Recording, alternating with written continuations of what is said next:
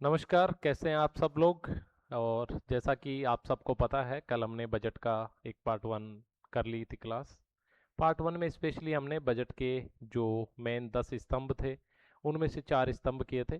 साथ ही जो बजट की जो आउटलाइंस थी ऊपरी तौर पे कि कितना बजट था, राजस्व व्यय क्या था, राजस्व एक्सपेंडिचर क्या था, वो सारी चीज़ें हमने पढ़ी थी।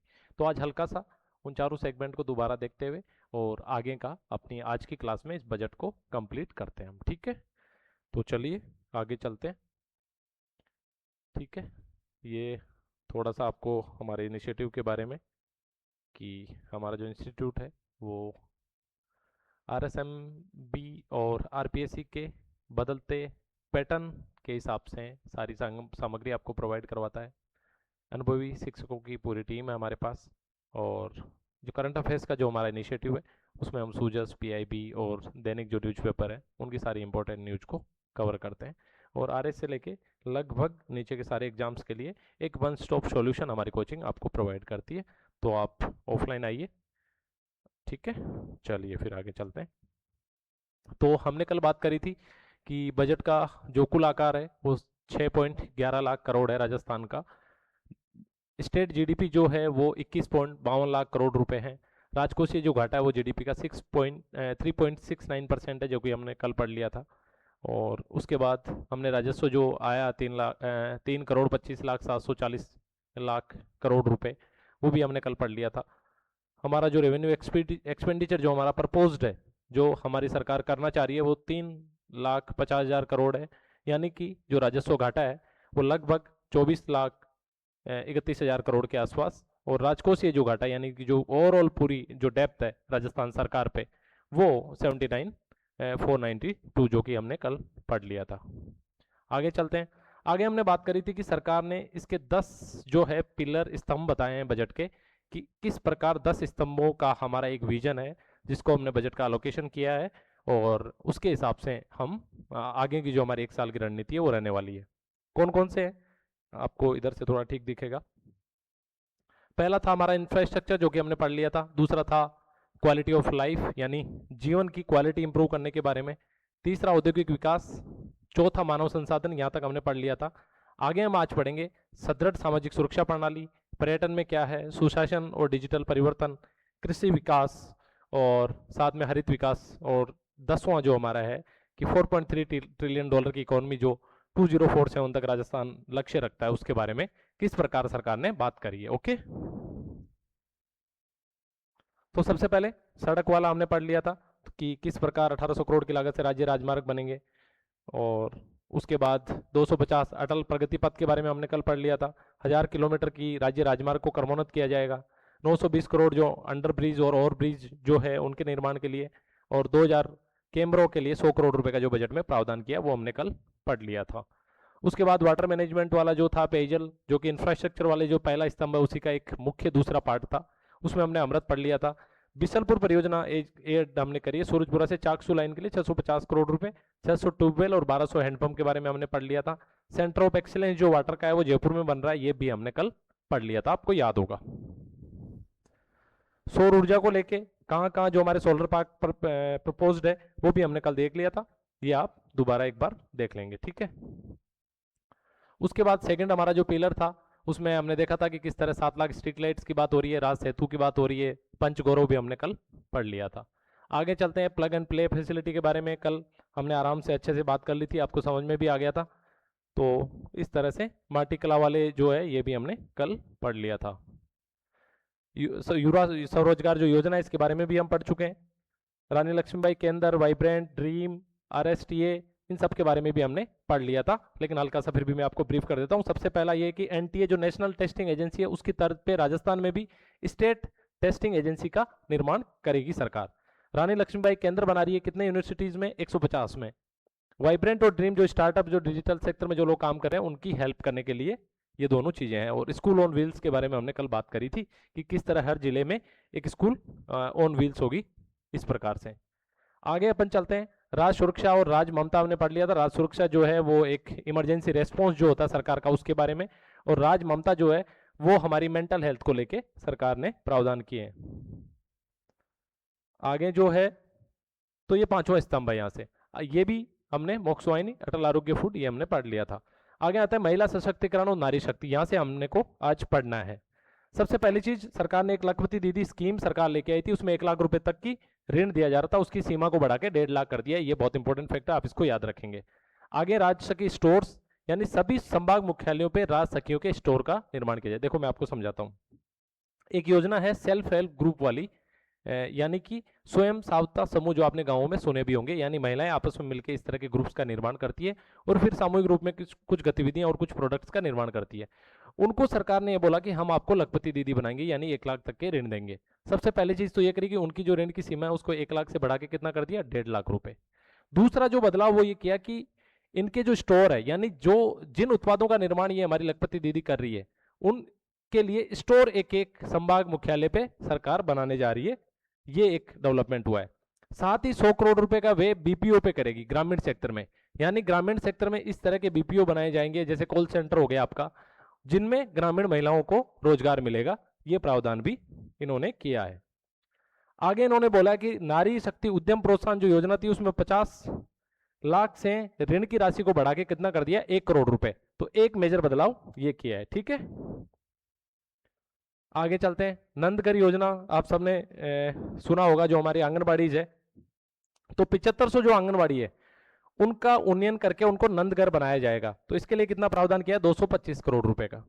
उसके बाद अमृत पोषण वाटिका, 11,000 वाटिकाओं का निर्माण किया जाएगा, उसके लिए भी कितने रुपए, 500 करोड़ रुपए का प्रावधान इन्होंने किया है। आगे अर्ली चाइल्ड पॉलिसी, आपको पता सरकार जो मुख्य दारोमदार होता है वो बच्चों की हेल्थ और उनके न्यूट्रिशन को लेकर रहता है, तो ये पॉलिसी निर्माण की बात यहाँ पे कर रहे हैं।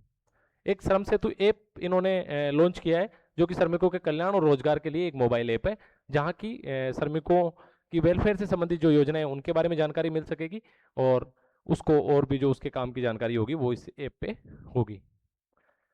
आगे जो छठा स्तंभ है ये इंपॉर्टेंट है, आपको पता है टूरिज्म आपके सिलेबस में आरएस मेंस और प्रीलिम्स दोनों में अभी ऐड हुआ है, और टूरिज्म से सवाल पूछे जाने की संभावना प्रीलिम्स में भी उतनी ही ज्यादा होती है। तो छठा जो चेंज किया उसमें सबसे पहले जो किया इन्होंने थार सर्किट बनाया है। थार सर्किट कैसे बनाया, देखो सर्किट का मतलब क्या होता है, इस तरह के टूरिज्म सर्किट पहले भी बने हैं, जैसे राम सर्किट है, तो राम के जीवन से जुड़े हुए जो स्थल है उनको एक ढांचे में लाना, एक सिनर्जी में लाना। उसी प्रकार में ब्रिज में कृष्ण सर्किट है, तो इसी तरह का एक थार सर्किट बनाने की घोषणा सरकार ने करी है। अब थार सर्किट बनाने में कौन कौन से, सबसे इंपॉर्टेंट बात तो ये कि जिले कौन कौन से हैं, आपको पता है 4 जिले तो मरुस्थल वाले हैं, ये कौन से, जैसलमेर, बाड़मेर, जोधपुर और बीकानेर, और 5वां जो जिला है वो इसमें जालोर है, ये आप याद रखेंगे। अगली जो है जैसलमेर खुड़ी जो है, उसमें एक स्पेशल टूरिज्म जोन बनाया जा रहा है। देखिए स्पेशल टूरिज्म जोन से आप क्या समझते हैं, जोन एक ऐसी जगह होती है जहां पे टूरिज्म इंफ्रास्ट्रक्चर से जुड़ी हुई, टूरिज्म की फैसिलिटी से जुड़ी हुई सारी सुविधाएं एक केंद्र में हो। जैसे कि टूरिज्म में क्या चाहिए, आपको मान लो रेंट पे बाइक और कार चाहिए, वो आपको वहाँ मिलेगी, आपको रहने के लिए अच्छे होटल चाहिए वो आपको मिलेंगे, आपको वहाँ पे अच्छा फूड चाहिए वो आपको मिलेगा, और जो बाकी सारी एडवेंचर एक्टिविटीज हो सकती है वो सारी चीज़ें। तो इस तरह की जो चीज़ को बोलते हैं जोन, यानी एक विशेष प्रकार का सुविधा से युक्त सेक्टर। तो वो कहाँ बन रहा है, जैसलमेर खुड़ी में, आप याद रखेंगे, पूछा जा सकता है। आगे कुछ 660 करोड़ रुपए का प्रावधान इन्होंने किया है शेखावाटी की हवेलियों के संरक्षण के लिए। कौन कौन से जिले, झुंझुनू, चूरू और सीकर, ये जिले आप याद रखेंगे, पूछा जा सकता है। आगे चलते हैं। ब्रजपुर में ब्रज कन्वेंशन सेंटर का निर्माण किया जाएगा, जिसकी राशि अलॉट करिए 100 करोड़ रुपए। राशि इंपॉर्टेंट नहीं है, ये पूछा जा सकता है कि ब्रज जो कन्वेंशन सेंटर है वो कहाँ निर्मित किया जाएगा, इस बजट में कहाँ उसका प्रावधान किया है, तो आप याद रखेंगे भरतपुर। आगे जो 7वां स्तंभ है बजट का, देखो हमने 6 स्तंभ तक पढ़ लिया, आपको अच्छे से समझ भी आ गया। अब 7वें स्तंभ के बारे में, डिजिटल सुशासन यानी नेक्स्ट जनरेशन रिफॉर्म। अब सरकार ये बात कर ली कि हमने आपके लिए इंफ्रास्ट्रक्चर भी बना दिया, हमने आपको लोन्स वगैरह की सुविधा भी दे दी, हमने आपके बच्चों का ख्याल भी रख दिया, हमने हमारे यूथ का ख्याल भी रख दिया, लेकिन अगला जो एंगल आता है वो ये है कि भाई डिजिटली हम आपको किस तरह से रिफॉर्म करने की बात सोचते हैं इस बजट के माध्यम से, और किस तरह आपको डिजिटली रिफॉर्म करने का हमारा इरादा है। तो इसमें आप देखेंगे सबसे पहला जो इन्होंने किया, व्हाट्सएप प्लेटफॉर्म से 100 प्रमुख सरकारी सेवाओं को लिंक कर दिया, यानी 100 जो गवर्नमेंट की फ्लैगशिप स्कीम है उनकी जानकारी आपको कहाँ मिलेगी, व्हाट्सएप पे मिलेगी। आप जानते हैं ई मित्र होता है, ई मित्र ऐसा स्थान है जहाँ पे सारी सरकारी सुविधाओं और सेवाओं की आपको जानकारी मिल सकती है। वहाँ से आप अपनी जो आपकी लाभार्थी है वो उसका वहाँ से लाभ ले सकते हैं, और जितनी भी रजिस्ट्रेशन और बाकी प्रक्रियाएं वो सारी पूरी की जा सकती है। तो अब इन्होंने बड़े ई मित्र के साथ साथ एक छोटे ई मित्र की एक योजना, एक इनिशिएटिव शुरू किया, जहाँ पे 25,000 युवाओं और महिलाओं को मिनी ई मित्र के रूप में नियुक्त करेंगे, यानी कि जो फैसिलिटी है उसके दायरे को बढ़ा दिया गया है। ठीक है, आगे चलते हैं। साइबर सिक्योरिटी आपको पता है बहुत इंपॉर्टेंट डोमेन है साइबर सिक्योरिटी, क्योंकि जितना डिजिटल इंफ्रास्ट्रक्चर बढ़ता जाता है साइबर सिक्योरिटी की जो चुनौती है वो भी उतनी ही बढ़ती जाती है। तो इसी हिसाब से सरकार ने एक R4C cyber crime control centre, जो कि केंद्र की तर्ज पे स्थापित होने जा रहा है, उसकी घोषणा भी इस बजट में की है। आगे डेटा आधारित डिजिटल रिपोजिटरी और मरुस्थल राजभूमि डिजिटल एटलस का निर्माण भी सरकार करने जा रही है।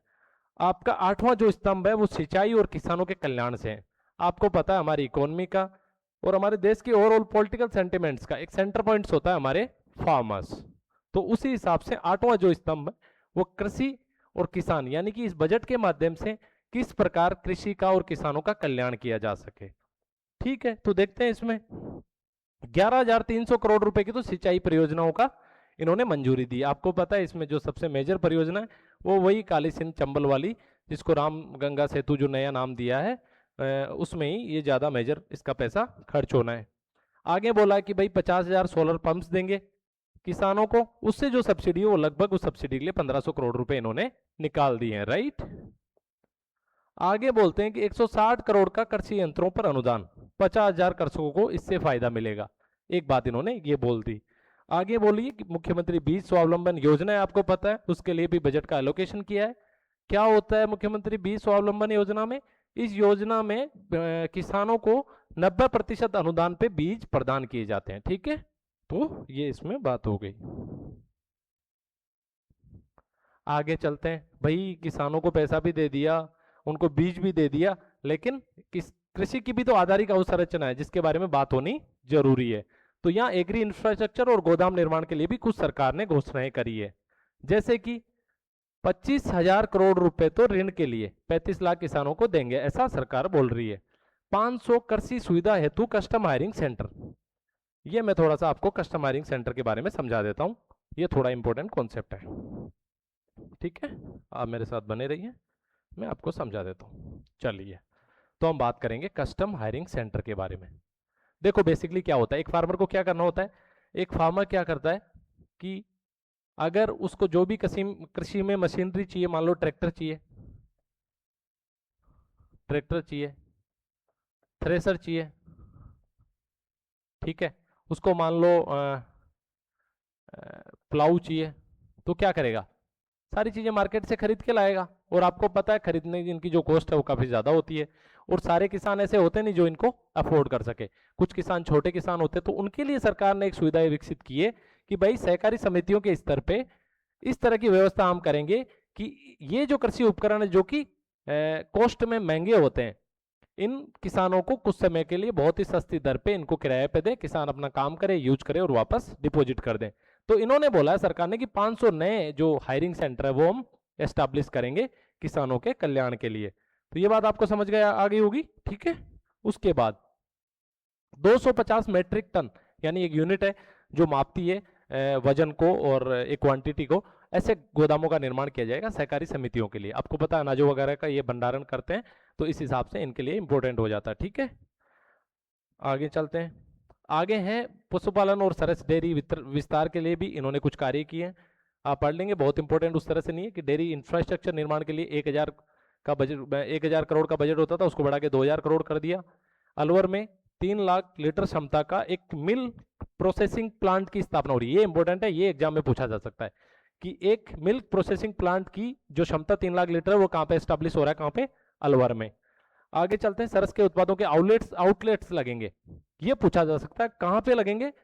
राजस्थान में तो लगे ही होते हैं, एनसीआर में यानी Delhi national capital region, Delhi के आसपास और दिल्ली में, मध्य प्रदेश में और उत्तर प्रदेश में, इन 3 जगह 100 करोड़ के एलोकेशन किया है कि वहां पे सरस डेयरी के आउटलेट्स लगाए जाएंगे, सरस डेयरी की ब्रांडिंग की जाएगी, और हम राजस्थान का दूध कहाँ पे पहुंचाएंगे, यूपी में, एमपी में और अपना दिल्ली एनसीआर में। आगे बोला है कि भाई तबीजी, आपको पता है अजमेर में है, वहां पे पोल्ट्री फीड यूनिट की स्थापना भी करेगी सरकार। याद रखेंगे, पोल्ट्री फीड यूनिट की स्थापना कहां पे होगी? तबीजी अजमेर में। आगे बोलते हैं कि 1 लाख किसानों को वैल्यू एड करने पे मिल्क प्रोडक्ट में सरकार प्रशिक्षण देगी। तो ये भी एग्जाम के हिसाब से उस तरह से प्रीलिम्स के लिए इंपॉर्टेंट नहीं है, बट आप इसको भी थोड़ा देख लेंगे।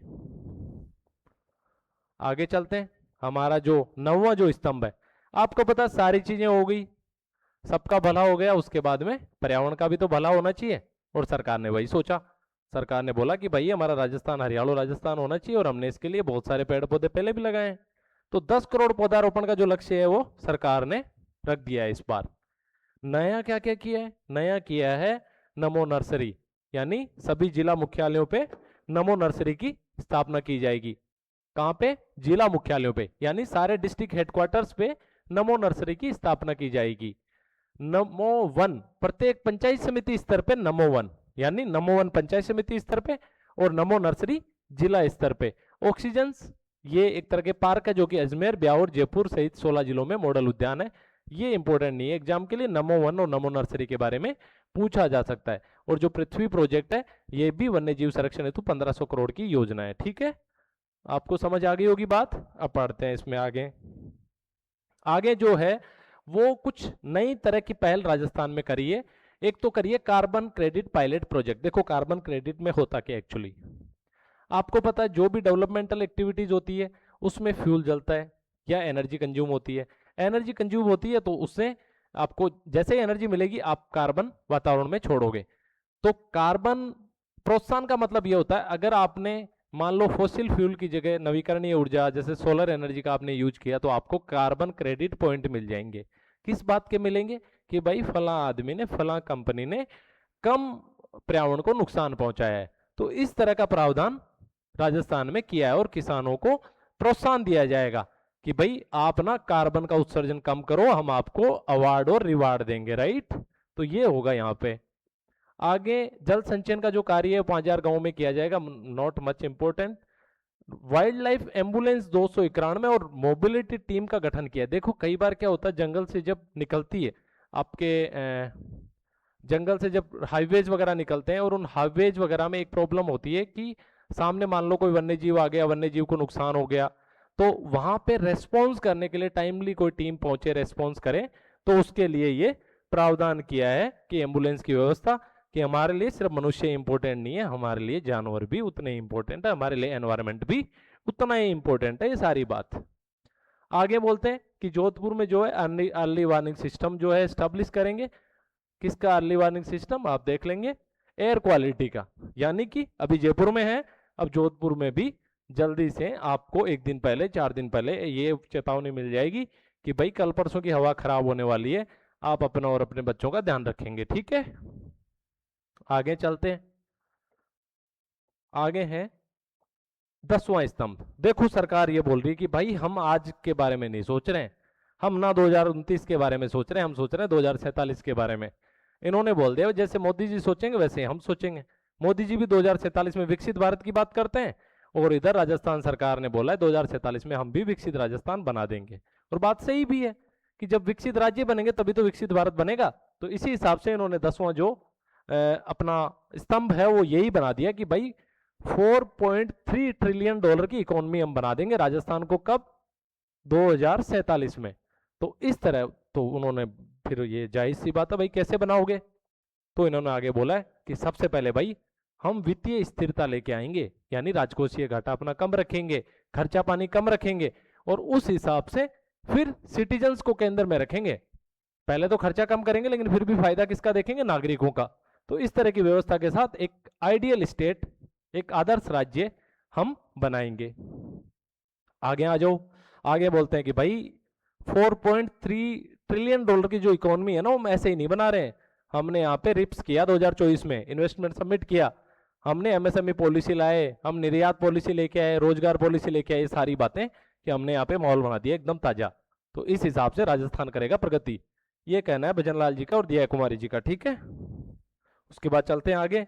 आगे बोला है कि भाई हमारी जो कृषि है वो भी अच्छी तरह 7.59% की गति से प्रगति कर रही है। ठीक है, आगे कर प्रस्ताव, ये तो बहुत इंपॉर्टेंट नहीं है लेकिन आप हल्का सा देख लेंगे कि जीएसटी 2.0 लेके आई हमारी केंद्र सरकार और उन्होंने जो आवश्यक वस्तुएं हैं उन पे कर कम कर दिया है। ये तो आप सब सारी बात जानते हैं। और आगे बोलते हैं जीएसटी की ऑनलाइन सुनवाई, अगर कोई शिकायत है, कुछ प्रॉब्लम है तो उसके लिए एक पोर्टल भी लेके आ गए हैं। आगे बोलते हैं अगर मान लो कोई व्यापारी है रजिस्ट्रेशन करना चाह रहा है, जीएसटी में हो नहीं रहा है, तो इस तरह की जो प्रॉब्लम्स है उनका भी 60 दिनों में निस्तारण कर दिया जाएगा। ठीक है, आगे बोलते हैं कि कम बोझ, अधिक भरोसा और तेज फैसले, यानी ये राजस्थान टॉप अचीवर स्टेट है। आगे कुछ हर देखो, आप मान लो प्रॉपर्टी रजिस्ट्रेशन करवा रहे हो, आप चाहे लोन ले रहे हो, उसकी प्रोसेसिंग फीस और पंजीयन शुल्क, इस तरह के जो शुल्क होते हैं वो भी सरकार ने कम कर दिए एग्जाम के हिसाब से, वैसे कोई बहुत इंपॉर्टेंट नहीं है। ठीक है, यही बोला इन्होंने कि टैक्स वगैरह में छूट कर देंगे, सीएनजी स्टेशन और ईवी चार्जेज वगैरह ये सारी व्यवस्था कर देंगे। तो ये एग्जाम में उस तरह से एक फैक्ट इंपॉर्टेंट है जो कि पूछा जा सकता है एमसेंड का। देखो क्या था, आपको पता है, आप ज्योग्राफी पढ़ते हैं, ज्योग्राफी में नदियां बहुत इंपॉर्टेंट है और नदियों का जो बहाव सेक्टर है, जो अफवाह सेक्टर है, वो भी इंपॉर्टेंट है। अब आपको पता है बहुत सारा टाइम हो गया, कंस्ट्रक्शन बढ़ता जा रहा है, बजरी का यूज बढ़ता जा रहा है, तो नदियों के जो मुहाने हैं, नदियों का जो बजरी सेक्टर है वो सब खत्म कर दिया खनन माफियाओं ने। तो इस तरह से सरकार फिर जगी, सरकार ने बोला भाई ऐसे तो हमारा एनवायरनमेंट और ज्यादा नुकसान हो जाएगा, नदियां तो दोबारा बहेगी नहीं कभी, तो हमें इस बजरी पे रोक लगानी चाहिए। तो इस तरह सरकार ने बजरी पे रोक लगाई। लेकिन आपको पता है डेवलपमेंट तो रुक नहीं सकता, तो इन्होंने एक एम सैंड नीति लेके आए, यानी प्राकृतिक रूप से बजरी बनाना, कृत्रिम रूप से बजरी बनाना, माफ करिएगा, कृत्रिम रूप से, यानी आर्टिफिशियल बजरी का निर्माण, जिसको इन्होंने नाम दिया एम सैंड। फिर सरकार ने बोला बजरी तो बना दी कृत्रिम, लेकिन यूज कौन करेगा? तो इन्होंने कहा भाई जो भी सरकारी प्रोजेक्ट है उसमें मिनिमम आप 25% एम सैंड यूज करोगे। तो अब इसको बढ़ा के इन्होंने बोला नहीं, 25% से काम नहीं चलेगा, 50% करो। तो ये चेंज इसमें कर दिया इन्होंने। ठीक है, तो ये भी बहुत इंपॉर्टेंट नहीं है, आप देख लेंगे एग्जाम के हिसाब से, हल्का सा अपने हिसाब से। और तो ये लगभग हमारा जो बजट है उसके 10 पिलर हमने पढ़ लिए हैं। उम्मीद करता हूँ आपको समझ आया होगा। जो फैक्ट्स है वो याद करने पड़ेंगे और वही एग्जाम में सीधे पूछे जाते हैं। कॉन्सेप्चुअल उस तरह की कोई बात थी नहीं जो कि हमने कल थोड़ी सी कर ली थी। ठीक है, तो ये क्लस्टर वगैरह बनाएगी ग्रीन हाइड्रोजन और इलेक्ट्रिक व्हीकल। आपको पता है ग्रीन एनर्जी जो है वो एक हॉट टॉपिक है और उससे सवाल भी पूछे जाते हैं और उसके बाद में सारी जगह बात भी होती है। रिप्स जो हमारा सम्मेलन हुआ था 2024 में, उसके बारे में सरकार अब बोल रही है कि हम जो सर्विस सेक्टर को जो फायदा दे रहे हैं, जो इंटरवेंशन सबवेंशन इंटरेस्ट वाला जो दे रहे हैं, सबवेंशन यानी जो भी ब्याज में थोड़ी मोड़ी जो छूट दे रहे हैं वो दोनों को बराबर देंगे। ठीक है, और एक्सपेंशन का जो लाभ है वो आगे इनको भी मिलेगा। तो इस तरह से ये सारी बातें हो गई। अब कुछ इंपॉर्टेंट बातें हैं, है ना, जो इन्होंने प्रावधान किए हैं इस बजट में। एक तो मसाला कॉन्क्लेव, ये आयोजित होना है और निर्यात गतिविधियां भी आयोजित करेंगे। आपको पता है मसाला जो है बहुत इंपॉर्टेंट है, और मसाला जैसे हमारी नागौरी हल्दी जो है उसको जीआई टैग मिला, इस तरह की बात भी इस बजट में करी है सरकार ने कि और बहुत सारे जो प्रोडक्ट है उनको हम जीआई टैग मिलेंगे जो अलग तरह की विशेषताएं हमारे यहाँ रखते हैं। ठीक है, तो ये बात होगी। दूसरी है किन्नू और प्याज, इनके एक्सीलेंस सेंटर बनाए जा रहे हैं। कहां पे? किन्नू का बना रहे हैं गंगानगर में और प्याज सब्जी का बना रहे हैं अलवर में। ठीक है, एक्सीलेंस सेंटर हमने कल भी बात करी थी। एक्सीलेंस सेंटर ऐसी जगह होती है जहां पे उस पर्टिकुलर उपज की, उस पर्टिकुलर प्रोजेक्ट की, उस पर्टिकुलर उत्पाद की सारी आयामों में उसकी जांच होती है, उस पर एनालिसिस होता है और उसके बारे में एक एक्सपर्ट एडवाइस वहां पे अवेलेबल होती है। तो ये किन्नू गंगानगर, अलवर में प्याज और सब्जी।